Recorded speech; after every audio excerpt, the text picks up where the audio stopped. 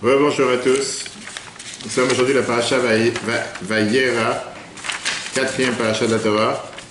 On va parler aujourd'hui sur plusieurs notions, sur l'importance du sel, en rapport avec la religion et le sel. C'est le dernier point qu'on va aborder aujourd'hui. On va parler aussi sur visite des malades, paracha de cette semaine.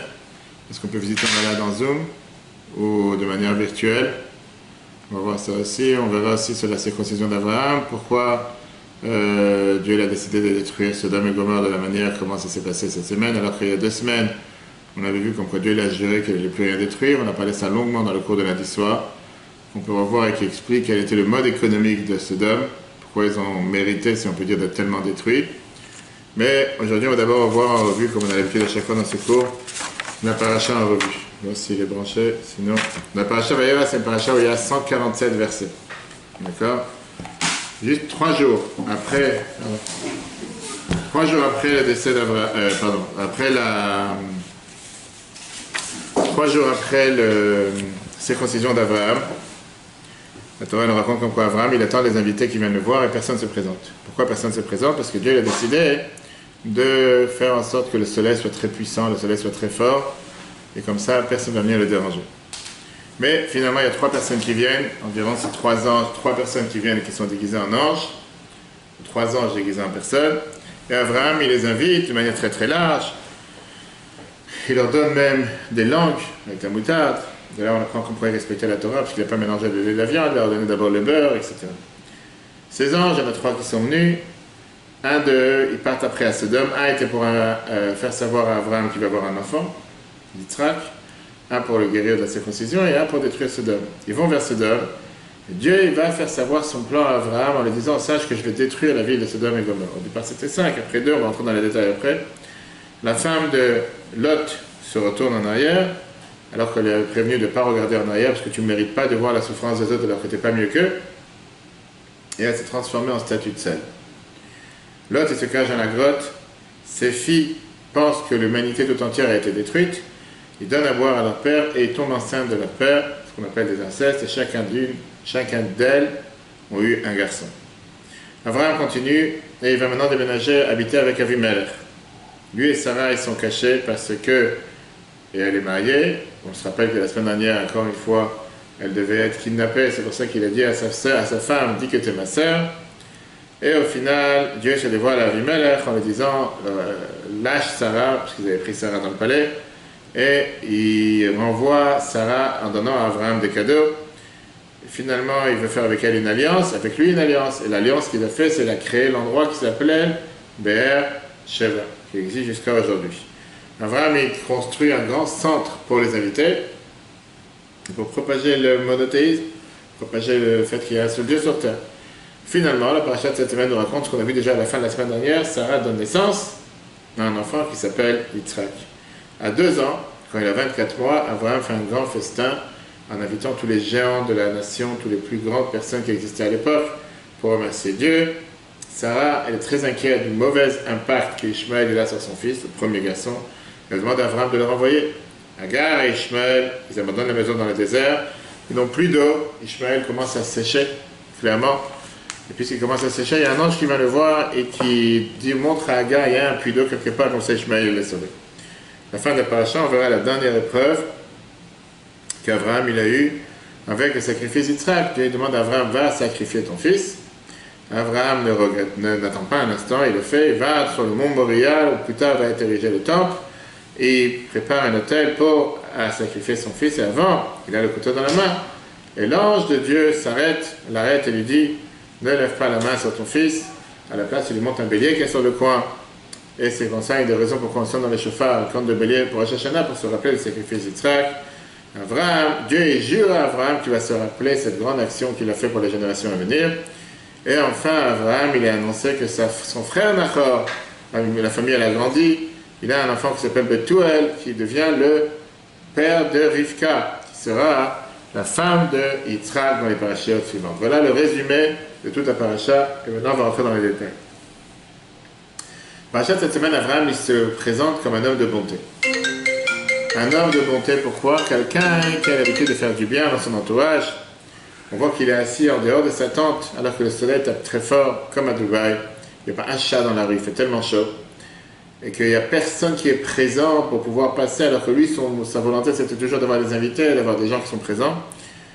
Mais Abraham n'était pas juste quelqu'un qui s'inquiétait pour tous les chats abandonnés dans la rue. C'est pas juste quelqu'un que tout son truc, c'est qu'il s'ennuyait, et que vraiment chaque personne qui tend la main, il fallait lui donner un sandwich ou quelque chose, viens dormir chez moi à la maison. C'est pas ça son truc. Abraham faisait ça avec une idéologie principale. Une idéologie importante. La Torah, je l'ai dit ça dans la paracha de cette semaine. Écoutons les phrases. Qui est dative, je le connais très bien. Dieu parle d'Abraham. Le man, Hachay et Tzavet, Banav, il va ordonner à ses enfants, va être Beto, Acharav et sa maison après.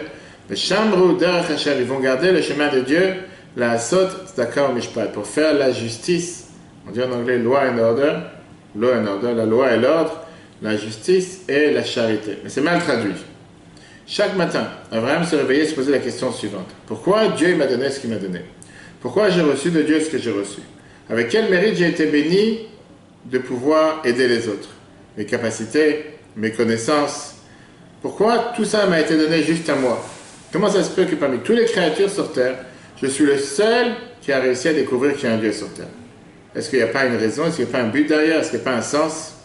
La réponse qu'Abraham se donnait tous les matins était la suivante. Dieu m'a donné tout ça pour le partager avec les autres. Partager la connaissance avec quelqu'un d'autre. Ne pas penser qu'à moi. Ne pas être égoïste. Contrairement à ce qu'on voit dans la paracha, ce qui se passait avec les gens de Sodome, on va tout de suite voir un peu quel était leur malheur. Abraham, il s'est dit, c'est la raison pour laquelle en hébreu, c'est la seule langue de toutes les autres langues que la tzedaka, donner la charité, c'est pas vraiment charité, ça s'appelle justice. Dans aucune autre langue, la tzedaka s'appelle justice. Tzedek, tzedaka vient du mot tzedek, qui veut dire la justice. Abraham considérait que non, c'est totalement juste de partager ce que j'ai. Si Dieu m'a donné une abondance, peu importe l'abondance, temps, connaissances, moyens, financiers, etc., c'est pour la partager avec quelqu'un d'autre. Et c'est comme ça qu'Abraham a éduqué ses enfants. Partager, donner, d'ailleurs la Torah nous dit que le peuple juif a 3 caractéristiques qu'on remarque. Parmi eux particulièrement, qui sont Baïchanim, Rachmanim et Gomlech Hasadim. Qu'ils ont une certaine pudeur, qui sont miséricordes et qui sont des gens qui font des bonnes actions. Est-ce que ça veut dire que les non-juifs ne font pas de bonnes actions? C'est pas ce qu'on a dit. Mais ça, c'était les critères. Il faut oublier que tous, c'est les enfants d'Abraham au départ. Les critères, les caractéristiques particulières du peuple juif. Et donc la Torah, je dit, la première des choses qu'on apprend dans la paracha de cette semaine, quand tu donnes de ton temps, tu donnes de ton argent, tu donnes de tes efforts, tu donnes de ton énergie, pense pas un instant que ce que tu as donné, c'est que tu as rendu une faveur à quelqu'un. Tu as donné parce que c'est la raison pour laquelle Dieu t'a donné, pour la partager. Si quelqu'un il pense qu'il n'a pas le devoir de le partager, Dieu lui dit, il n'y a pas de souci, j'ai des autres banquiers sur terre, je ne suis pas obligé de te confier mon argent à toi. Je confie mon argent à un autre banquier. J'ai des autres personnes qui peuvent avoir des qualités particulières. Si la qualité que je t'ai donnée, tu ne veux pas la partager, je vais la partager avec quelqu'un d'autre. Ça, c'est point numéro 1. Point numéro 2, on a vu cette semaine la destruction de Sodome et Gomorrhe. Où ça se situe exactement sur le territoire? C'est en Jordanie, proche de la mer Morte, qu'on appelle aujourd'hui Yam HaMelach, la mer de sel. C'est dans le sud de la vallée du Jourdain, proche du bord du Jourdain, à côté de la mer Morte. Là-bas, il y avait ces 5 villes, dont Sodome et Gomorrhe. Au final, Dieu devait détruire au départ 5 villes, il a détruit seulement 2. Qu'est-ce qui se passait exactement? Pourquoi Dieu dit à Akkad, Sodome, Amora, j'ai entendu le cri de Sodome et Gomorrhe et Amora, et leur faute est très grave. La Torah ne te dit pas qu'est-ce qu'ils ont fait. Ne te dit pas qu'est-ce qu'ils ont fait de mal pour mériter d'être totalement détruits, totalement anéantis, on dit que la terre s'est levée, s'est renversée sur eux. C'est une catastrophe. La Torah nous enseigne qu'ils se sont comportés avec une telle cruauté, une telle méchanceté, qu'ils ne pouvaient pas supporter que tu rendes service à quelqu'un d'autre. On a vu ça longuement dans le cours d'un histoire, on peut le voir sur l'application et Torah. Mais le point principal qui dérangeait, te rendre service alors que ça ne coûte pas un centime. Faire du bien à quelqu'un d'autre alors que tu perds absolument rien. On a donné l'exemple dans le cours lundi soir. Si tu pars en vacances et tu as une place de parking dans un appartement, tu as 5 places de parking, tu as ta place qui est vide, tu n'es pas là, tu es parti pour 6 mois. En quoi ça te dérange que quelqu'un se stationne là-bas? Non, tu as une caméra cachée, tu dis non, pas pour te stationner, c'est ma place. Mais tu n'es pas là, tu n'en as pas besoin. Qu'est-ce que ça te dérange? Tu perds absolument rien. C'est dire non pour dire non, être méchant pour être méchant.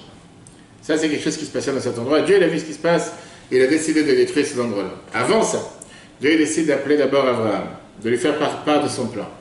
Abraham fait tout un plan et un débat avec Dieu avant de trancher le sort de Sodome et Gomorrhe. Et on voit qu'il débat pour demander, peut-être je trouve 50 justes, 40 justes, 30 justes, 20 justes ou 10 justes. L'idée c'était quoi? Puisqu'il y a 5 villes, 10 justes par ville. 10 justes par ville, au moins c'est un minyan, c'est que la divinité est présente. Il y a au moins 10 personnes bien dans cette ville, ça ne vaut pas la peine de les détruire. Il n'a pas réussi, il est passé à 45, c'est quoi 45? 9 par ville, et Dieu s'est fait 10. Après, il a dit, il n'est pas arrivé à 45, 40, au moins je serai 4 villes. Jusqu'à ce qu'il a vu qu'il n'est même pas capable de trouver 10 bonnes personnes sur toutes ces villes. Avant de détruire les villes, les anges sont partis voir Lot, le frère d'Abraham, et sa famille, le fils du frère d'Abraham, pardon. Et après qu'il a été rescapé, après qu'il a libéré de là-bas, le ciel a fait pleuvoir du feu, du gouffre, sur Sodome et Gomorrhe. Et tout a été totalement détruit.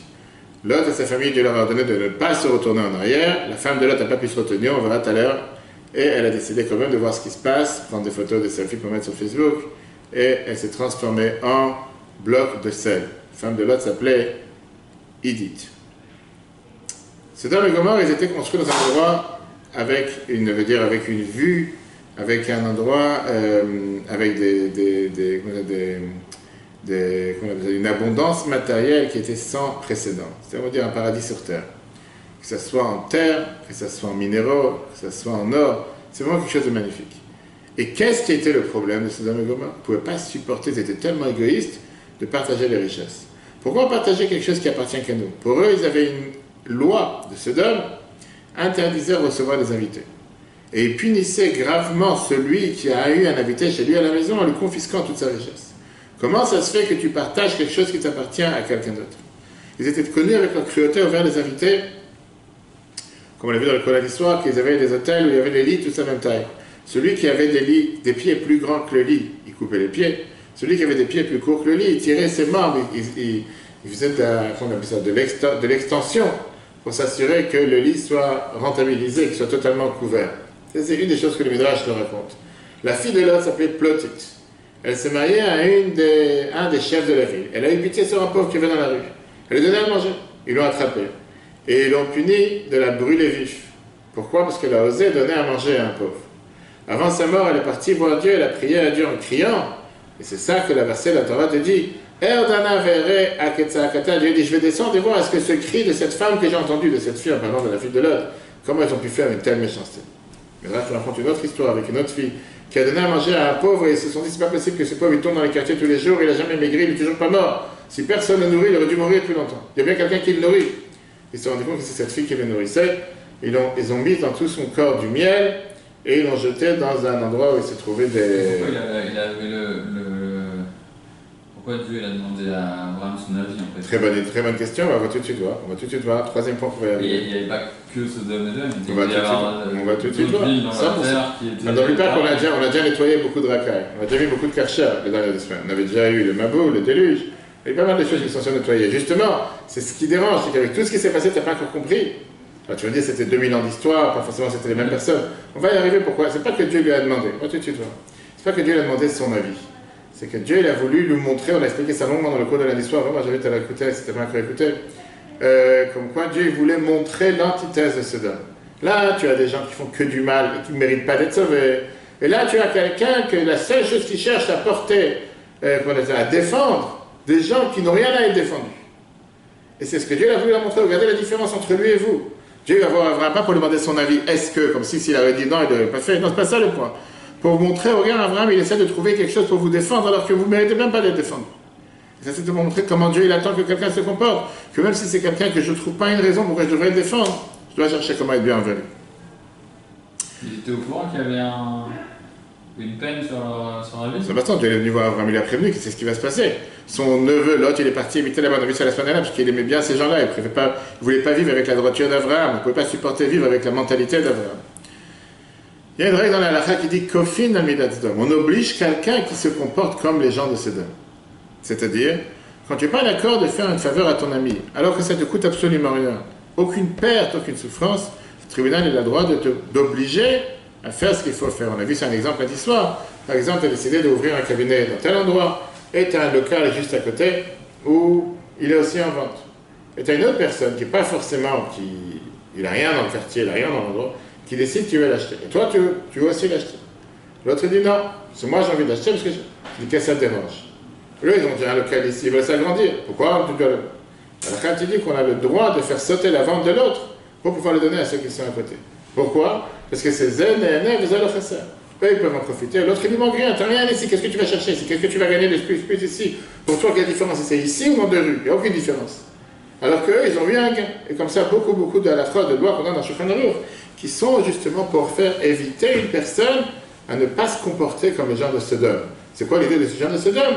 Les gens qui pensent qu'à eux, qui sont tellement égoïstes, comme j'ai dit tout à l'heure, être méchant pour être méchant. On a vu ça dans un autre exemple lundi soir dans le cours. Si tu as acheté un frigidaire américain dans ton deuxième étage, tu ne passes pas à travers les escaliers. Le seul moyen de passer, c'est par le balcon qui est au premier étage. Tu peux arriver sur le balcon du premier qui est plus large, et du balcon, tu montes au deuxième balcon. Le monsieur qui habite au premier balcon, il dit non, je suis pas intéressé, touche pas à mon balcon, que ça dérange. Ni je casse, ni je détruis, ni je dis rien. C'est juste qu'il faut passer par le premier pour aller au deuxième. Je suis pas... Après la loi juive, tu as le droit de le forcer à laisser passer du premier au deuxième. Je diminue rien, toi, je suis pas en train de t'escater tes meubles, je suis pas en train de te faire du mal, c'est juste être méchant pour être méchant. La halakha, elle appelle ça Midat Sdom. Midat Sdom veut dire la manière comment les gens de Sodome se comportaient. On voit dans la Mishnah, notre phrase, on a vu ça aussi avec le Maxime de nos pères, qui disent que celui qui dit ce qui est à moi est à moi, ce qui est à toi est à toi, c'est Midat Sdom. C'est la manière de se comporter comme un Sodome. En deux mots, pas de mélange, personne, aucun partage, reste avec ce que tu as, j'aime que ça dérange de partager. Que ça dérange de partager tes connaissances, partager ton temps, partager ton énergie. Donc ça, c'est ce qui se passait avec les Midat Sdom. L'antithèse de Sodome, c'était quoi? C'était d'avoir des invités. Alors, comme on a dit, au début de la paracha, on te dit, Vayera, et là, Hachem, Dieu s'est montré à Abraham, et il a Mamré dans les tentes de Mamré, et Abraham était à la porte de la tente, parce qu'il faisait tellement chaud, Dieu l'a enlevé, c'était un des jours que Dieu l'a enlevé le soleil de son enveloppe. Il faisait tellement chaud que personne ne sortait dehors. Pourquoi? Parce que quand c'était le troisième jour après la circoncision d'Abraham, à 99 ans, Dieu ne voulait pas qu'il souffre en s'occupant des invités, donc il a décidé qu'il n'y a personne sur terre. Et néanmoins, Dieu l'a envoyé ses 3 anges. Et la Torah nous dit que ce jour-là, Dieu il est venu visiter les malades. Hier, Dieu s'est montré à lui, il est venu voir Abraham, le 3e jour, après 99 ans qu'il a fait la circoncision. Et de là, on apprend dans la Torah que de la même manière que Dieu visite les malades, toi aussi tu as le devoir de visiter les malades. Dieu est la miséricorde, toi aussi tu as le devoir d'avoir miséricorde. Alors la question qui est demandée aujourd'hui, surtout, est-ce que tu peux visiter un malade virtuellement, par Zoom? Est-ce que tu fais la mitzvah de visiter un malade? Ou bien, visiter un malade, c'est forcément en étant présent avec lui, en étant présent dans sa chambre, échanger avec lui, lui amener à manger, tout ce que tu veux. Mais non, c'est une question qui ne s'est pas seulement posée avec le corona, ça s'est posé tout le temps. Est-ce que, d'ailleurs, on a la même question pour consoler les endeuillés. Est-ce que tu peux consoler les endeuillés par téléphone ou par texto? Ou faut que tu viennes face à face consoler, etc. La Gemara, elle te dit, qu'est-ce que ça veut dire visiter un malade? C'est quoi la mitzvah de Bikur Cholim, qu'on dit tous les matins, visiter le malade? Visiter le malade, ça veut dire de s'assurer qu'il a ce qu'il a besoin, se soucier s'il lui manque quelque chose. Par contre, sur un des élèves de Rabbi Akiva qui est trouvé malade et il n'y a personne qui est venu le visiter. Lui, il est parti, il était dans une chambre qui était plein de, on va dire, de pourri, plein de verre, quelque chose qui était totalement moisi, ça rajoutait sur sa maladie, il était presque proche de mourir. Rabbi Akiva, il est venu le visiter, on a tout de suite nettoyé la chambre, Rabbi Akiva vient le visiter, comme ça il a fait en sorte qu'il va guérir. La Braïa te dit que quand tu visites un malade, tu réveilles sur la personne la manière de pouvoir prier pour qu'il puisse guérir. Jusqu'à ce qu'on a dit que tout celui qui ne prie pas sur un malade, il n'a pas fait la mitzvah de visiter les malades. Donc ce n'est pas juste visiter physiquement, c'est visiter un malade, prier pour lui, etc. Et là on comprend que la mitzvah de Bikur Cholim, visiter les malades, essentiellement doit être faite de manière physique. Quand tu vois le malade, tu t'inquiètes de ses besoins, etc. Mais il y a des situations dans lesquelles la mitzvah peut aussi s'accomplir si tu n'as pas vu le malade. Par exemple, tu as des fois des malades que tu ne peux pas visiter. Ils ne sont pas visitables. C'est des fois dans des bulles en plastique, des chambres en plastique, stérilisation, etc., que tu ne peux pas visiter. Il y a des fois qu'un malade, ça va le rendre mal à l'aise que tu viens le voir dans une telle situation, etc. Et donc dans ces cas-là, on peut toujours vérifier à distance, que je fais plein de fois. Je peux pas me déplacer dans tous les hôpitaux, il y a des gens qui m'appellent. J'envoie à distance, à manger ou quoi que ce soit, même si je ne suis pas là présent. Au moins, c'est l'idée de s'inquiéter pour ce malade de la personne qui est dans tel endroit. Bien sûr, quand tu parles d'une maladie qui est contagieuse, comme le Covid ou quoi que ce soit, qu'on ne peut pas visiter les malades physiquement, on ne te laisse pas rentrer, peut-être téléphoniquement ou bien virtuellement. Alors bien sûr qu'à ce moment-là, c'est aussi inutile de s'inquiéter à la santé de ce malade. Mais maintenant, quand on peut, c'est mieux d'aller physiquement. Ça, c'était le 3e point. 4e point, on va parler du sel. Alors, je ne sais pas combien de choses vous savez sur le sel et combien de choses sont présentes dans la Torah sur le sel. Si je te demande pourquoi on trempe la pain sur le pain dans le sel, quelle est l'idée derrière? Ça rend le sel. Hein? Ça rend le sel. Pour que ça rend le sel. Pourquoi on trempe le pain dans le sel? Motzi. On fait motzi. Moi, c'est la question que tous les Shabbats quand je le sens, il ne faudra pas que j'oublie. Il ne faudra pas que j'oublie. Tu vois, mais c'est la paracha de cette semaine. La paracha, elle te dit, écoute bien, on va voir tous les détails sur le sel et la religion aujourd'hui, très intéressant. Vatamet Ishto Macharav, le chapitre 19, verset 26. Sa femme, elle a regardé par l'arrière, elle s'est tournée, Vataï Nativ Melach, elle est devenue une statue de sel. Rachel te raconte l'histoire qui s'est passée avec Sodome et Gomorrhe, comment Lot et sa famille ont été sauvés. Et avant de sortir, on leur a prévenu, les anges leur dit, ne regardez pas en arrière ce qui se passe. Pourquoi tu vas regarder les souffrances des autres? Parce que vous ne méritez pas mieux. La seule raison pourquoi ils ont été sauvés, parce que c'était le neveu d'Abraham. La femme de Lot, Edith, n'a pas pu se retenir, comme d'habitude, et elle s'est retournée, elle est devenue une statue de sel. Avant de tremper le pain, on a l'habitude de tremper dans le sel, Shabbat et fête, on fait particulièrement attention, la semaine aussi. La raison, le misbéach qu'il y avait dans le temple, l'autel qu'il y avait dans le temple, on avait l'habitude d'amener des sacrifices pour pardonner les fautes, c'est pour ça qu'on a les sacrifices. Après la destruction du temple, le prophète Yecheskel était dit que la table sur laquelle on mange est considérée un misbéach. Zeh ha-shulchan ha-shalifna Hashem. C'est la table qui est devant Dieu. Viens le Talmud t'explique. Pourquoi le misbéach, l'autel, est considéré une table? Puisque la table aujourd'hui vient remplacer l'effet du misbéach de l'autel qu'il y avait à l'époque. Comment ça c'est un sacrifice la table? Qui pardonne des fautes. Parce qu'un juif en général il ne mange pas juste pour remplir ses propres désirs, mais pour pouvoir servir Dieu. Quand tu manges comme Dieu il attend de toi de manger, le manger que tu as mangé c'est considéré un sacrifice que tu as amené avec Dieu. Comme un cadeau que tu as amené à Dieu. Et donc la table se transforme en misbéach. Et de la même manière que la Torah te disait à l'époque qu'il faut amener un sacrifice, on amène avec du sel. C'est la raison pour laquelle, quand on mange du pain qui est considéré l'essentiel du repas, on le trempe dans le sel. Ça, c'est une réponse. Clair? Deuxième réponse. Pourquoi on met du sel sur la table? Parce qu'on te dit qu'en général, quand tu te laves les mains avant de faire manger du pain, faire motzi, tu fais les tilatadaim. Pendant que tu attends entre le lavage des mains et les autres personnes, tu ne peux pas faire la mitzvah, tu attends que les autres se sont lavés les mains, qu'ils vont manger, etc. Et donc le Satan, des fois, il peut venir en disant, tu vois, ils sont en train de traîner à la place de faire une mitzvah qu'ils doivent faire, ils traînent pour faire la mitzvah, ils ne font pas la mitzvah. Le sel vient nous protéger, quand il est sur la table, pour rappeler l'alliance que Dieu il a fait avec le peuple juif, puisqu'on dit que Dieu il a fait l'alliance avec le peuple juif, qui brite melachol, une alliance de sel éternel. Quel rapport? Le sel, c'est la seule chose qui ne pourrit jamais. C'est quelque chose qui ne peut pas, il n'y a pas de date d'expiration. J'ai jamais vu sur une boîte de sel. Mais en tout cas, il n'y a pas de date. C'est pas quelque chose que, je t'ai utilisé pendant 2 ans, 3 ans, après c'est terminé. Le sel vient symboliquement rappeler l'alliance que nous avons avec Dieu. Quelle alliance? Une alliance éternelle. Une alliance qui ne va jamais se détruire. Quoi qu'il arrive, on sera toujours attaché avec Dieu. C'est encore une fois pourquoi on a le sel sur la terre. Maintenant, après on va aller après la Kabbale. D'où, où, autre part dans la religion, on utilise le sel. On a l'habitude de cachériser de la viande avec le sel pour qu'il soit caché pour manger. Et en règle générale, on trempe la viande dans le sel, on a l'habitude de la laisser tremper dans le sel il y a une demi-heure, 1 heure, lavage dans l'eau, lavage dans le sel, rincer encore une fois. D'abord on trempe la viande, après le sel, après on rince. Le sel, c'était aussi une des choses que Koresh avait ordonné à donner au temple pour servir dans le temple. Le sel de Sodome, qui vient, on appelle Melach Sdom, il trouve ça dans la prière tous les matins, c'est pas vraiment du Sodome, ça vient de la mer Yam Melach, la mer salée, ça fait partie des encens qu'on met dans le temple. Et la Torah nous dit que c'est, comme le sel est aussi considéré dangereux pour les yeux, c'est pour ça qu'on a l'habitude de se laver les mains après le repas, Maïm Acharonim qu'on fait avant Bechet Amazon, pour que si jamais on a profité du sel, qui est éventuellement de ce sel de Sodome, on n'en profite pas. Il y a tellement de choses dans la Torah qui sont en rapport avec le sel. D'après la Kabbale, pourquoi on trempe le pain dans le sel? On ne va pas jeter le sel sur le pain, mais on trempe le pain dans le sel. Pourquoi on ne jette pas le pain sur le sel? Pourquoi on ne jette pas le sel sur le pain? Parce que le pain est considéré qui te donne la vie.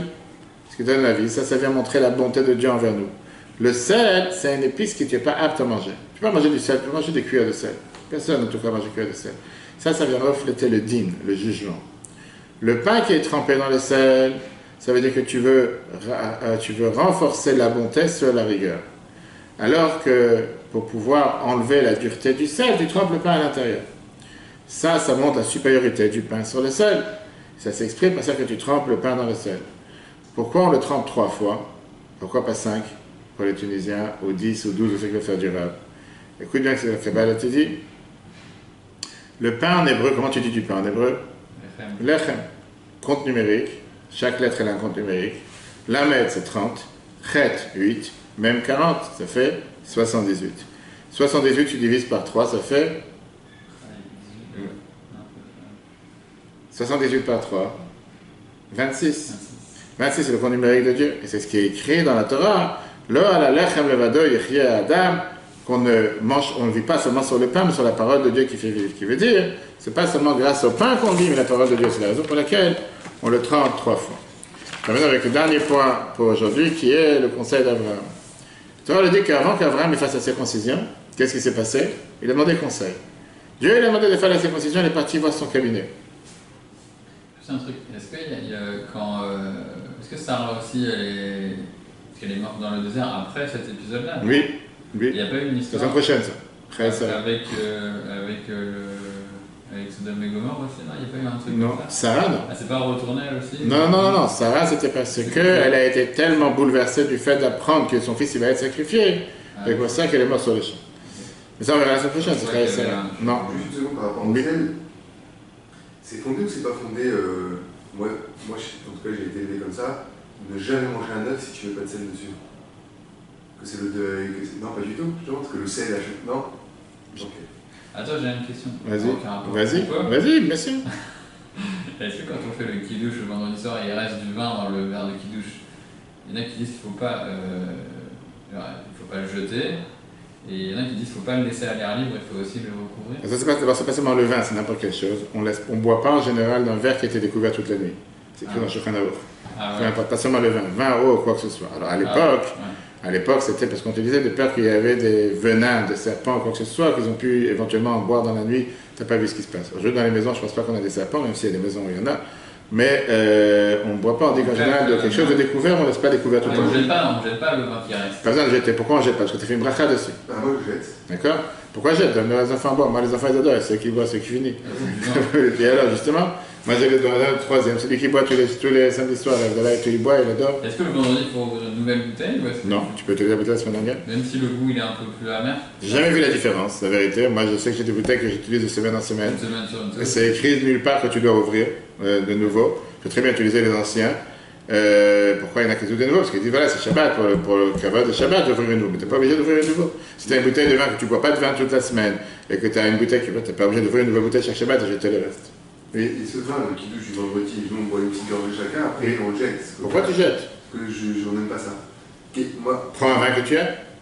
Non, je n'aime pas Un le jus de raisin. Prends un jus de raisin. Oui. Ah, c'est mieux de. Voilà, ma question, ce qui paraît que c'est mieux de faire le kidouche sur du vin rouge.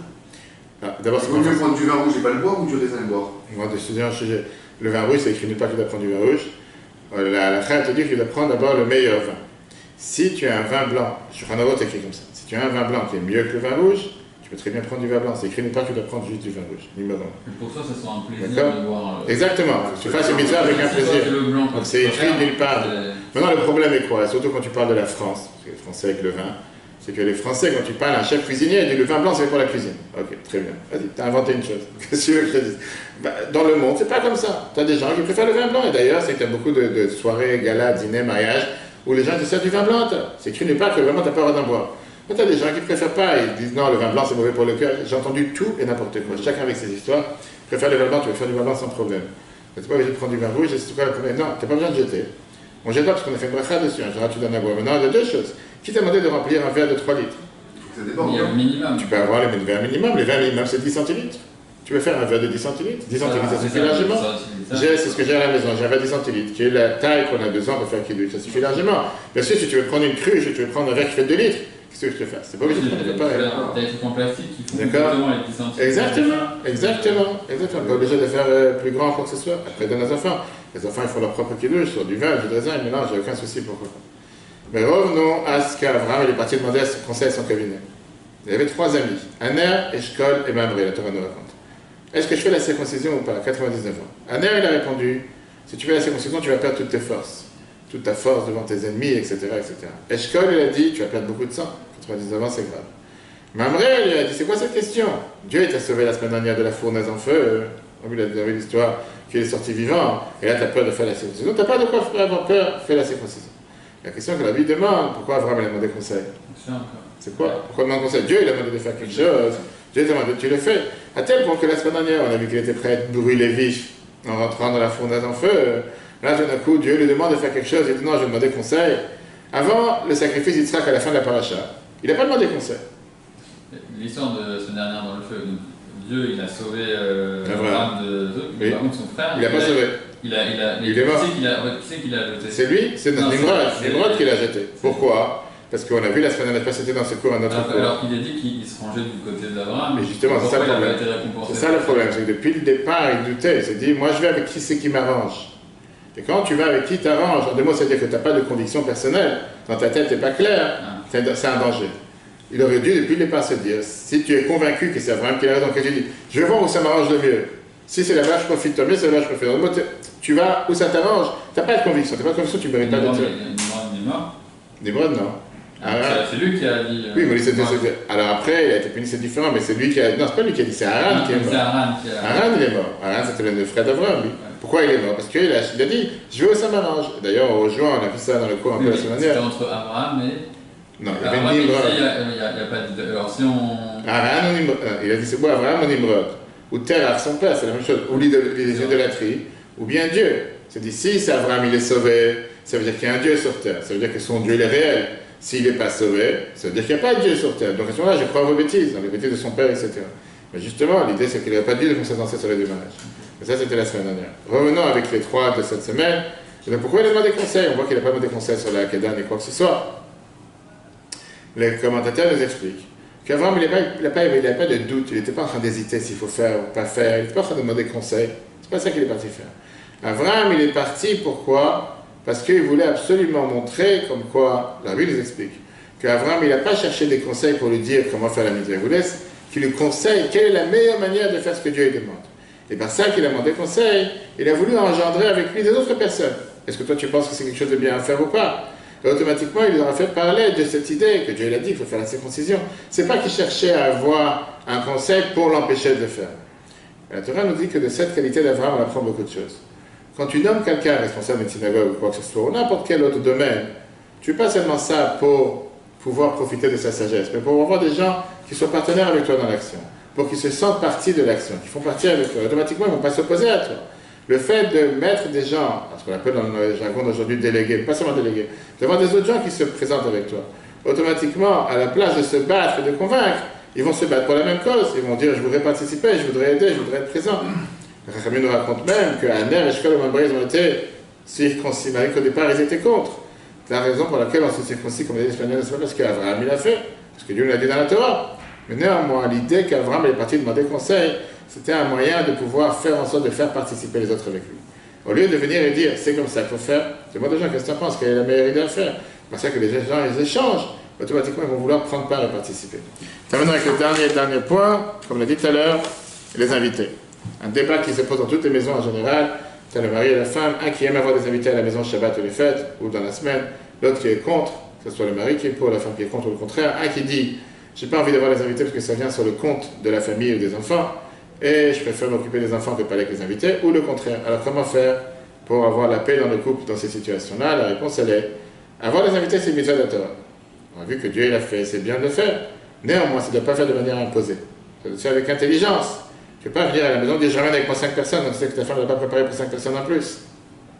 Surtout qu'une des qualités féminines qu'il n'y a pas chez les masculins, c'est de vouloir recevoir toujours avec beauté, avec largesse, de manière différente. Alors que pour un homme, c'est vrai, j'ai remis quelqu'un à la maison, je sortir un paquet de gâteaux, je mets sur la table, je sois tranquille. Et une femme, non, il faut qu'elle prépare quelque chose de particulier, il faut qu'elle fasse quelque chose de. Il faut que la table soit décorée, il ne faut pas qu'il y ait un papier par terre, des choses de manière différente. Et donc, il faut l'équilibre. Personne n'a dit qu'il faut inviter tous les jours, personne n'a dit qu'il faut inviter tous les Shabbats, mais de l'autre côté, parfois c'est bien d'avoir des invités, parce que grâce à ça, les enfants, peut-être des fois, ils se comportent de manière différente, ils veulent partager la connaissance, ils veulent faire participer. Les deux sont importants, il n'y a pas une qui est plus importante que l'autre. Voilà ce qu'on apprend sur la paracha de cette semaine, le cours replay sur l'application eTorah sur Google et Apple. Très bonne journée et la semaine prochaine.